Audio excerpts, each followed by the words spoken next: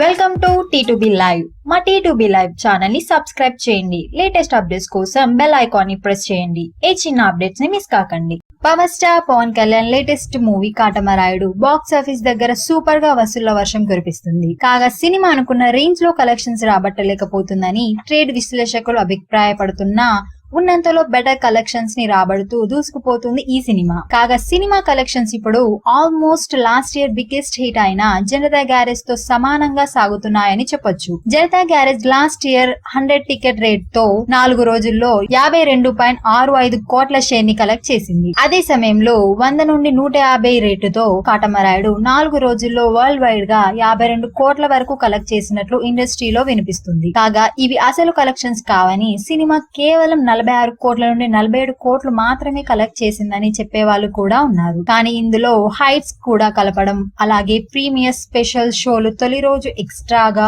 Add చేసిన theatres కూడా కలపడం వలన 51.50 నుండి 52 కోట్ల మధ్యలో కలెక్షన్స్ ఉన్నాయని విశ్లేషకులు చెబుతున్నారు. మరిన్ని లేటెస్ట్ అప్డేట్స్ కోసం టీ2బీ లైవ్ ని సబ్స్క్రైబ్ చేయండి. వీలైతే లైక్ చేయండి, కుదిరితే షేర్ చేయండి.